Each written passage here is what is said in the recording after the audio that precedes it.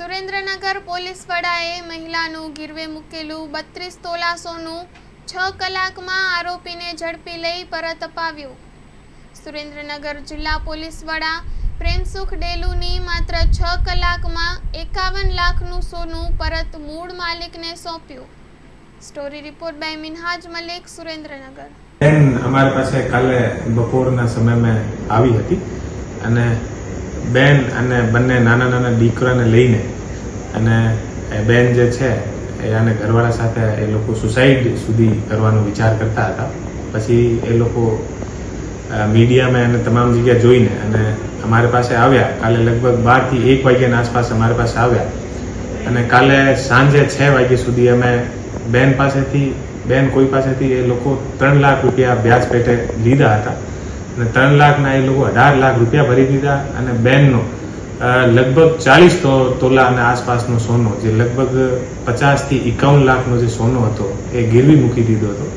તો એ લોકો સોનો લઈને ભાગી ગયા, બેનનો સોનો પરત નથી આપતા અને બેન પાસેથી 51 લાખ રૂપિયા એ લોકો 18 લાખ રૂપિયા એ લોકો લઈ લીધા અને અત્યારે હેરાન કરીને અને બધો સોનો પચાવવા માંગતા હતા અને બીજા 15 થી 20 લાખ રૂપિયા એ લોકો માંગતા હતા। તો એ કાલે અમારી પાસે આવ્યા તો સિટી એ ડિવિઝન પીઆઈ સોલંકી અને આને સાથે સ્ટાફ મળીને અને 6 કલાકની અંદર તમામ જગ્યાથી જે સોનો હતો, છેલ્લા 5 થી 7 વર્ષથી આ બેનની આ સમસ્યા હતી, તો પોલીસ દ્વારા ફક્ત 6 કલાકની અંદર મહેનત કરીને તમામ સોનાના જે દાગીના છે લગભગ 50 થી 60 લાખ રૂપિયાના એ અત્યારે બેનને પરત લાવીને આપ્યા છીએ।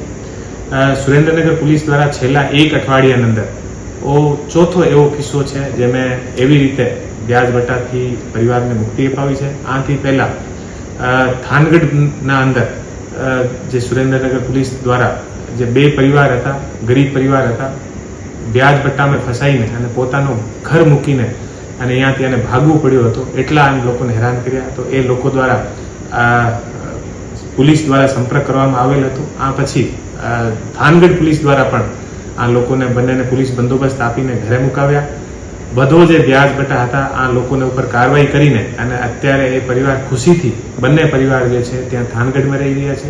ત્રીજો જે કિસ્સો છે, અત્યારે એક વિકલાંગ એક દિવ્યાંગ જે દંપતી હતા એ અમારી પાસે આવ્યા। અમને એવી સૂચના મળી કે એવા 2 દિવ્યાંગ દંપતી આવ્યા છે, એ પોતાનો ઘર ફેરી કરીને ગુજરાન ચલાવતા હતા। આનો મકાન વ્યાજ વટાની અંદર એક માણસ પચાવવા માંગતો હતો।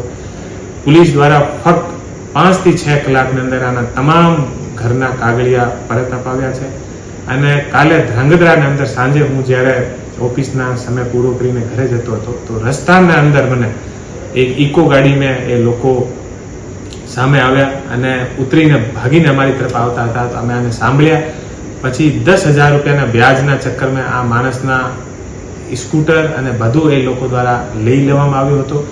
તો તુરંત અમે એસડીપીઓ ધ્રાંગધ્રાને કહીને અને ફક્ત 5 થી 7 કલાકની અંદર આનો સ્કૂટર પરત અપાવ્યો, ગુનેગારો ઉપર ગુનો દાખલ કર્યો અને આ ફેમિલીને પણ એ લોકો હતા અને સાથે પણ જે બીજા લોકો આવતા હતા એ આને ઓળખતા નથી હતા, પણ એ કીધું કે સાહેબ આ માણસ અત્યારે છેલ્લામાં કંટાળીને અને સુસાઇડ કરવાને જતો હતો, અમે આપણે પાસે લઈને આવ્યા છીએ અને 6 કલાકમાં આનો તમામ જે વસ્તુ હતી આનો અમે લોકો નિકાલ કરી દીધો।